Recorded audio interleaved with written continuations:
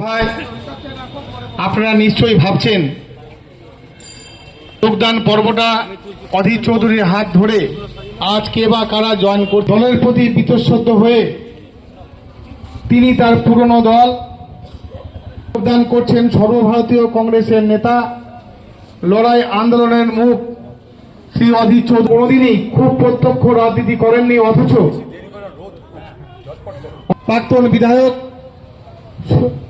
শেখ সুফিয়ান সাহেবকে হাতে জাতীয় কংগ্রেসের পতাকা দিয়ে তার ভগবান গোলার প্রাক্তন বিধায়ক, সেই সঙ্গে সঙ্গে তৃণমূলের প্রাক্তন সভাপতি INTTUC অধীর চৌধুরী জিন্দাবাদ, অধীর চৌধুরী জিন্দাবাদ, জাতীয় কংগ্রেস জিন্দাবাদ, সোনিয়া গান্ধী জিন্দাবাদ, রাহুল গান্ধী জিন্দাবাদ। প্রত্যক্ষভাবে তারা আজকে থেকে রাজনীতিতে তারা করবেন।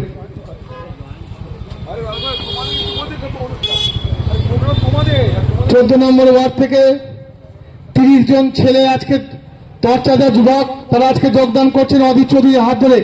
সকলে স্লোগান দিন, অধীর চৌধুরী জিন্দাবাদ, অধীর চৌধুরী জিন্দাবাদ, জাতীয় কংগ্রেস জিন্দাবাদ, জাতীয় কংগ্রেস জিন্দাবাদ। যোগদান করলেন 14 নম্বর ওয়ার্ড থেকে 30 জন ছেলে যারা যোগদান করলেন। কংগ্রেসে যোগদান করেছি। এই কংগ্রেসের মঞ্চে উপস্থিত আছেন সর্বভারতীয় কংগ্রেসের CWCর মেম্বার, রাজ্য কংগ্রেসের প্রাক্তন সভাপতি, প্রাক্তন সাংসদ, আমাদের জেলার অভিসংবাদী নেতা অধীর রঞ্জন চৌধুরী উপস্থিত আছেন জেলা তৃণমূল কংগ্রেসের সভাপতি, রাজ্যের প্রাক্তন মন্ত্রী মনোজ চক্রবর্তী মহাশয়, এবং আমার সামনে পিছনে যে সমস্ত নেতৃবৃন্দ আছেন ব্লক সভাপতি থেকে শুরু করে প্রত্যেককে, আর যারা সুধীবৃন্দ বন্ধুগণ আছেন প্রত্যেককে আমার পক্ষ থেকে আন্তরিক অভিনন্দন ভালোবাসা জানিয়ে কংগ্রেসের পক্ষ থেকে দু একটি কথা আমি বলবো আর কি। আপনারা জানেন যে আমি বিগত দিনে 19 তারপরে মাঝে আমার সঙ্গে গন্ডগোল হওয়ার ফলে বনিবনা না হওয়ার ফলে আমি তৃণমূলে গেছিলাম। আবারও আমি নিজের ঘরে ফিরে এলাম। আমাকে অত্যন্ত ভালো লাগছে যে আমি আমার দলটাতে আবার এসে কাজ করার সুযোগ পাব। এবং আমরা জানেন যে তৃণমূল কংগ্রেস এই রাজ্যে ক্ষমতায় আছে, এক স্বৈরাচারী শক্তির নেত্রী হিসাবে যিনি নেতৃত্ব দিচ্ছেন। সমস্ত রাজ্যে একটা তুলাবাজের রাজনীতি ইতিমধ্যে শুরু করেছেন। পয়সা যার আছে সে রাজনীতি করবে, যার টাকা নেই তার রাজনীতি করার কোনো জায়গা নেই। সমস্ত জায়গায় একই অবস্থা, একই চরম নৈরাজ্যের মধ্য দিয়ে দেশটা রাজ্যটা চলছে। এই নৈরাজ্যের বিরুদ্ধে প্রতিবাদ করতে আমি কংগ্রেসে যোগদান করেছি। আপনারা জানেন সেই কংগ্রেসকে আবারও আমরা শক্তিশালী ঐক্যবদ্ধ করার চেষ্টা করব। আগামী দিন ভগবানগোলা বিধানসভা কংগ্রেসের হাতে আসে তার চেষ্টা আমাদের অবশ্যই থাকবে। পাশাপাশি আপনারা জানেন যে রাজ্যের সঙ্গে সঙ্গে কেন্দ্রের একটা বিজেপি সরকার আছে। সেই সরকারের কোনো গণতান্ত্রিক পরিকাঠামো নেই। তারা গণতন্ত্রকে ধ্বংস করছেন প্রত্যেক দিন। বিচার ব্যবস্থা থেকে শুরু করে সমস্তকে আজকে নিজের মতো করে তারা চালাবার চেষ্টা করছেন। ভারতীয় সংবিধান আজকে পদদলিত হচ্ছে। আপনারা দেখেছেন ইতিমধ্যে যে ভারতবর্ষের বিভিন্ন কর্নারে মোদির বিরুদ্ধে আজকে যে অত্যাচার অনাচার হচ্ছে প্রত্যেকে আপনারা বুঝতে পারছেন। এবং লাস্ট যে SIR নিয়ে আজকে নির্বাচন কমিশনার একেবারে কেন্দ্রীয় সরকারের হাতের পুতুল হয়ে গেছে এবং তারা যে যা বলছেন সে তার মতন করছেন। কোথায় রোহিঙ্গা, কোথায় কি, কিচ্ছু নেই। তবুও বাংলাকে বারবার নির্যাতিত মানুষকে অত্যাচারিত করা হচ্ছে। বাংলার মানুষের নাম শুনলে সেখানে তাদেরকে অত্যাচার করা হচ্ছে। আমাদের নেতা অধীর রঞ্জন চৌধুরী তিনি উড়িষ্যায় ছুটে গেছিলেন এবং সেখান থেকে তিনি আসার পর আর উড়িষ্যায় অন্তত সেইটা হচ্ছে না, কিন্তু অন্যান্য রাজ্যে এখনও বন্ধ হয়নি। এই নির্মম অত্যাচারের বিরুদ্ধে আমাদেরকে একযোগে কাজ করতে হবে। অধীর রঞ্জন চৌধুরীর নেতৃত্বে যে আন্দোলন হবে সে আন্দোলন আপনারা সকলে থাকবেন। আমি বক্তব্য দীর্ঘায়িত করব না। বসন্ত পার করে গরম আসতে চলেছে, তার ছোটোখাটো নমুনা আমরা পাচ্ছি। পবিত্র রমজান মাস শুরু হওয়ার প্রাক্কালে কংগ্রেস দলের জন্য একটা শুভ সংবাদ যে আজ কংগ্রেস দলের সদর ভবনে তৃণমূল দলের বহু পুরনো নেতা, গুরুত্বপূর্ণ একজন তৃণমূল দলের নেতা আবু সুফিয়ান সাহেব, যিনি আমাদের দলে যোগদান করলেন। দেখুন, এই মুর্শিদাবাদ জেলায় তৃণমূল বলে যাকে বা যাদেরকে আপনারা দেখছেন, এই সবকটা কিন্তু কংগ্রেস দলে ছিল। কংগ্রেস দল থেকে তারা কিছু পাওয়ার লোভে, কিছু কামানোর লোভে, চুরি করার লোভে তারা কিন্তু কংগ্রেস দল ছেড়ে তৃণমূল নামক চোরের দলে যোগদান করেছিল। তারা ভেবেছিল যে হ্যাঁ, তৃণমূল দলে গেলে হয়তোবা কোনো ভালো কাজ করব, কোনো আদর্শ নিয়ে বাঁচব, মানুষের স্বার্থে লড়ব, এরকমভাবেও কিছু লোক গেছিলেন। কিন্তু তৃণমূল দল আজ কোন জায়গায় পৌঁছেছে সেটা অনুধাবন করতে পারার পর আবার কিন্তু উল্টো স্রোত বইছে এই মুর্শিদাবাদ জেলা জুড়ে। নির্বাচনের আগে তাই আবু সুফিয়ান সাহেবকে তৃণমূল দল ছেড়ে কংগ্রেস দলে যোগদান করতে আমরা দেখছি। এটার মধ্যে দিয়ে বার্তা স্পষ্ট যে যারা একদিন কংগ্রেস ছেড়ে তৃণমূল দলে গেছিলেন, আজকে তাদের মোহভঙ্গ হচ্ছে। তারা বুঝতে পারছে করতে গেলাম এক, হলো আর এক। ভেবেছিলাম ভালো কাজ করব, কিন্তু ভালো কাজ করবার জন্য যে বাতাবরণ দরকার, যে ব্যবস্থা দরকার, যে পার্টি দরকার, তৃণমূল তা নয়। সম্পূর্ণ উল্টো তৃণমূল একটা চোরের দলে রূপান্তরিত হচ্ছে আজকে এই পশ্চিমবঙ্গে। তাই তাদের এই মোহভঙ্গের পরিণামে তারা আমাদের দলে যোগদান করছে, আমরা খুব খুশি হচ্ছি। মুর্শিদাবাদের মানুষ জেনে রাখুন, মুর্শিদাবাদের মানুষ জেনে রাখুন, সারা মুর্শিদাবাদ জেলা জুড়ে, সারা মুর্শিদাবাদ জেলা জুড়ে কংগ্রেস দলের আবার নব অভ্যুত্থান শুরু হয়েছে। সারা মুর্শিদাবাদ জেলা জুড়ে মানুষ ক্রমশ কংগ্রেস দলের প্রতি আকৃষ্ট হচ্ছে। প্রত্যেকটা সভায় হাজার হাজার মানুষের জমায়েত তার প্রমাণ দিচ্ছে। আজকে সমাজ মাধ্যমের যুগে আপনারা তা দেখতে পাচ্ছেন। তৃণমূল দলের কোনো সভা করতে গেলে পুলিশ লাগে, বিডিও লাগে, বিরিয়ানির প্যাকেট লাগে, তারপর তাদের সভা হয়। কংগ্রেস দলের সভায় স্বতঃস্ফূর্তভাবে মানুষ নিজে নিজে অংশগ্রহণ করে। ফারাক এইটাই। তৃণমূল নেত্রী নিজেও বুঝতে পারছে যে মুর্শিদাবাদে বাজার খারাপ, এখানে কিছু হবার নয়। তাই তৃণমূল দল এই মুর্শিদাবাদ জেলায় প্রশাসনকে ব্যবহার করে, বিডিও এসডিওকে ব্যবহার করে, পঞ্চায়েত সমিতি, জেলা পরিষদকে ব্যবহার করে তারা মানুষকে তাদের পক্ষে রাখার চেষ্টা করছে। কিন্তু মানুষের মোহভঙ্গ হয়ে যাচ্ছে। তৃণমূল দল থেকে মানুষ তার মুখ ফিরিয়ে নিচ্ছে, আপনারা সবাই তা দেখতে পাচ্ছেন। এ নিয়ে অনেক আলোচনা আমরা করে থাকি, আর সেই আলোচনার সুযোগ নেই। তৃণমূল দলের প্রতি মানুষ, মুর্শিদাবাদের মানুষ আস্থা হারিয়ে ফেলেছে। যখন তৃণমূল দল এই মুর্শিদাবাদ জেলা, যাকে সংখ্যালঘু অধ্যুষিত জেলা হিসাবে পরিগণিত করা হয়, যেদিন তৃণমূল পার্টি, তৃণমূল দল, মমতা ব্যানার্জি, মোদির মুসলমান সম্প্রদায়ের যে ধর্মীয় আবেগ, যে ধর্মীয় অধিকার, সে অধিকার কেড়ে নিয়ে ওয়াকফ সম্পত্তিকে কবজা করার চেষ্টা করছে আইন এনে, আর সেই আইনকে সমর্থন করে এ বাংলায় মুখ্যমন্ত্রী মমতা ব্যানার্জি যেদিন ওয়াকফের বিরুদ্ধে আন্দোলন করাকে নিষেধ বলে ঘোষণা করছে, সেদিনই এই মুর্শিদাবাদ জেলায় তৃণমূলের যে কফিন, সেই কফিনের শেষ পেরেক পোতা হয়ে গেছে। আর মুসলমান সমাজ তৃণমূলের সঙ্গে নেই।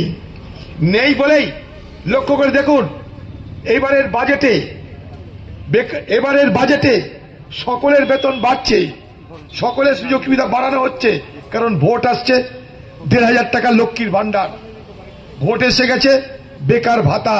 কিন্তু একবারও দেখলেন যে ইমাম বা মুয়াজ্জিনদের তাদের কোনো ভাতা বাড়ানো হলো না? কারণ পশ্চিমবঙ্গের মুখ্যমন্ত্রী জেনে গেছে মুসলমান সমাজ তার সঙ্গে নেই। কারণ তিনি বলেন, মুসলমান তোমরা দুধেল গাই, তোমরা আমার সঙ্গে থেকো।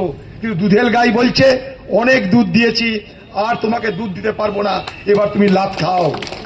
এবার দুধেল গায়ের লাত খেয়েছে মমতা ব্যানার্জি। তাই সকলের খাতিরদারি হলো, কিন্তু ইমাম বা মুয়াজ্জিনদের কিন্তু 54 পয়সা বাড়ালো না। খেয়াল করে দেখুন, খেয়াল করে দেখুন। অথচ এই ইমাম মুয়াজ্জিনদের ব্যবহার করে তাদেরকে পার্টির কাজে লাগিয়ে এনআরসির নামে মিথ্যা বাতাবরণ, মিথ্যা আতঙ্ক তৈরি করে 21 সালে কিন্তু জিতে নিয়েছিল। খেয়াল করে দেখুন, সেই মুয়াজ্জেমদের খাতিরদারি ছেড়েই দিন, ওয়াকফ সম্পত্তি দিয়ে আন্দোলন বাংলায় নিষেধ করে দিল। বারবার তো খাতিরদারি হবে না, বারবার ঘুঘুতে ফাঁদে পড়বে না। তাই বাংলার মুখ্যমন্ত্রী বুঝে গেছে মুর্শিদাবাদে হাল বেহাল। এখন খাতিরদারি করতে হবে, বেকারদের ভাতা দাও। এতদিন ভাতার কথা মনে পড়েনি, ঠিক ভোটের আগে মনে পড়লো ভাতা দিতে হবে, কারণ ভাতা দেওয়ার নামে ভোট খরিদ করতে হবে, এটা তো মূল কথা। তাই ভাতা সবাই নিন, সবাই ভাতা নিন। ভারতবর্ষের বিভিন্ন রাজ্যে ভাতা চালু আছে। কংগ্রেসের রাজ্য তেলেঙ্গানা বেকার ভাতা 3000, কংগ্রেসের রাজ্য কর্ণাটক বেকার ভাতা 3000। কিন্তু ফারাকটা কি জানেন? সেখানে সরকার কামিয়ে খাতিরদারি করে, আর পশ্চিমবঙ্গে তৃণমূল ভোটের আগে বাজার থেকে হাওলাত করে ধার করে আপনাকে খাতিরদারি করবে। আপনার নিজের পকেটের টাকায় খাতিরদারি আর বাজার থেকে ধার করা টাকায় খাতিরদারি, দুটোর মধ্যে ফারাক আছে। ফারাকটা কি? আমি রোজগার করছি, আমি দিচ্ছি।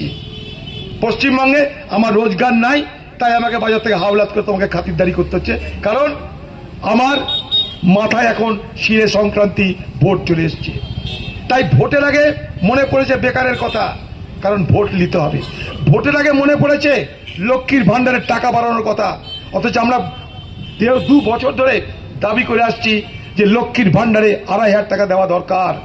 চলে যান পাশের ঝাড়খণ্ড, কংগ্রেসের রাজ্য, সেখানে মা বোনদের ভাতা 2500।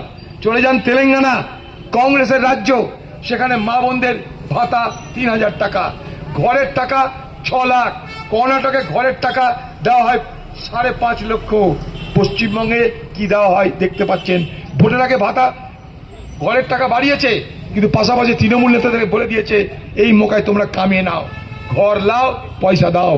তৃণমূল নেতারা গ্রামে গ্রামে এই প্রচার করছে, টাকা দাও, ঘর নাও, আপনারা মিলিয়ে নেবেন এগুলো। তাই তৃণমূল আজ এ বাংলায় চোরের দলে রূপান্তরিত হয়েছে, মানুষ তাদের সঙ্গে নাই। তাই টাকা দিয়ে, পয়সা দিয়ে, খাতির করে কোনো রকমে তারা এই নির্বাচনী যুদ্ধ পার হতে চাইছে। সেই জায়গায় দাঁড়িয়ে এই মুর্শিদাবাদ জেলার মানুষকে বলবো, এই মুর্শিদাবাদ জেলার মানুষ আপনারা বরাবর কংগ্রেসকে সমর্থন করেছেন। এই কংগ্রেস জেলা পরিষদ চালিয়েছিল, এই জেলা পরিষদ সারা মুর্শিদাবাদের ভূগোল পাল্টে দিয়েছে, মুর্শিদাবাদের পরিকাঠামো পাল্টে দিয়েছে। মুর্শিদাবাদে হাজার হাজার কিলোমিটার পাকা রাস্তা করে সারা মুর্শিদাবাদকে আজকে পরিবর্তন করে দিয়েছিল এই কংগ্রেস পরিচালিত জেলা পরিষদ। সিদ্দিকা বেগমকে সভাধিপতি করে মনে করে দেখুন। তাই আজকে যখন এই দুর্নীতির রাজ্য, চোরদের রাজ্য, লুটেরাদের রাজ্য, ফেরেববাজিদের রাজ্য, সেই রাজ্য থেকে অন্তত মুর্শিদাবাদকে বার করে আনার জন্য মুর্শিদাবাদবাসী আগামী দিনে ভাববেন, চিন্তা করবেন। মনে রাখবেন, কংগ্রেস ভোটে হারতে পারে, কংগ্রেস ভোটে জিততে পারে, কিন্তু কংগ্রেস মানুষের সঙ্গ ছাড়তে পারে না। তাই আমরা মানুষের সঙ্গ নিয়েই, মানুষের দু আশীর্বাদ দিয়েই আমরা এগিয়েছিলাম, আজও টিকে রয়েছি, আগামী দিনেও এগিয়ে যাব। দেখেন, এই প্রশ্ন খুব লম্বা চওড়া। কেন করলাম? আপনি আমার তৃণমূল কংগ্রেসে আমি দীর্ঘদিন ধরে করেছি, প্রায় 15 বছর করার পরও কিন্তু তৃণমূল দল বিগত 5 বছর ধরে আমার সাথে ভালো আচরণ করেনি। আমাকে কোনো রাজনৈতিক প্রোগ্রাম কর্মসূচি থেকে ঠেলে দেওয়া হয়েছে, অংশগ্রহণ করতে দেওয়া হয়নি। তৎকালীন সময়ের ব্লক সভাপতিরা থেকে শুরু করে আর যারা ছিলেন, তারা এই পার্টিটাকে তুলাবাদের পার্টিতে পরিণত করেছেন। বিনা টাকায় কোনো কাজ তৃণমূলে হয় না। আপনি দাদার কাছে নিশ্চয়ই শুনলেন, একটা বাড়ি নিতে গেলে টাকা লাগে, একটা লাল কার্ড নিতে গেলে টাকা লাগবে, এবং যে কোনো জায়গায় গেলে পয়সা দিতে হবে। কাটমানি ছাড়া কাজ হবে না। এটার আমি একটা প্রতিবাদ করেছিলাম যে পঞ্চায়েত নির্বাচনে 1 লাখ, 2 লাখ, 3 লাখ, 4 লাখ করে টাকা নিয়ে যে পঞ্চায়েতে নির্বাচনে প্রার্থী করা হচ্ছে, সে প্রার্থী করা ভুল। এবং সেই ভুলের জন্য আমি বলেছিলাম যে এইটা করা ঠিক হচ্ছে না। প্রত্যেকটা বুথে দাঁড়িয়ে দাঁড়িয়ে, বুথে বসে মিটিং করে যাকে মানুষ চাইবে তাকে প্রার্থী করতে হবে, কোনো পয়সা কুড়ি লাগবে না। ব্লক সভাপতি আমাকে টার্গেট করে নিয়েছে, যার ফলে আমাকে অফ করে দিতে শুরু করেছে আস্তে আস্তে। আমি বসে থেকে থেকে আমার খুব খারাপ লাগছিল। সেজন্য আমি চিন্তা ভাবনা করে এই অন্যায়ের বিরুদ্ধে প্রতিবাদ করে আমি কংগ্রেস আসার সিদ্ধান্ত নিই। তারপরে আমাদের দলের নেতা অধীর চৌধুরী সঙ্গে যোগাযোগ করে তিনি আমাকে সময় দেন, আজকে তার হাত ধরে দলে যোগদান করলাম। ভবাগুলা আগামী সামনে তো বিধানসভা ভোট, কংগ্রেস কি এগিয়ে থাকবে মনে করছেন? হ্যাঁ, যাকে প্রার্থী করুক কংগ্রেস, জিতাবার প্রস্তুতি নেবেন? যাকেই দল প্রার্থী করবে তারই পক্ষে আমরা কাজ করব, তাকে জিতাবার চেষ্টা করব। আগামী দিন ভগবানগোলায় কংগ্রেস জিতবে, এটা আপনারা মনে রাখবেন। আজকে কত মানুষ যোগদান হলো? হ্যাঁ, আজকে কত মানুষ যোগদান হলো আপনার সঙ্গে? আমার সঙ্গে প্রায় 17 মানুষ যোগদান করলো। এবং আপনারা জানেন খুব প্রতিকূল পরিস্থিতি, তৃণমূলকে দেখে অনেকেই ভয় করছেন, প্রত্যেকেই বলছেন যে তুমি ভাই যদি তোমার প্রার্থী যে দাঁড়াবে বা তুমি যদি দাঁড়াও তাহলে আমরা ভোটটা করে দেব, কিন্তু এখন আমরা সামনাসামনি যাব না, তৃণমূল জিতবে না, এটা আপনাকে আমি বললাম। হওয়ার জন্য কি এখানে আসা? না, প্রার্থী হওয়ার জন্য নয়, দল যাকে করবে, আমি আগেই বলেছি, বক্তব্যটা আমি বলেছি যে দল যাকে প্রার্থী করবে সে প্রার্থীকে আমরা জিতাবার চেষ্টা করব। আপনি জনতা উন্নয়ন পার্টিতে যোগদান করেছিলেন, তার একদিন নাম ঘোষণা হয়েছিল মঞ্চে। নাম ঘোষণা হতে পারে, সেটা ফেক নিউজ ছিল। হ্যাঁ, আমি যোগদান করিনি। আপনার নাম? আমার নাম আবু সুফিয়ান সরকার, প্রাক্তন এমএলএ, ভগবানগোলা, এই আমার পরিচয়, তার বেশি কিছু নেই। 2016 1996 সাল থেকে 2001 সাল পর্যন্ত।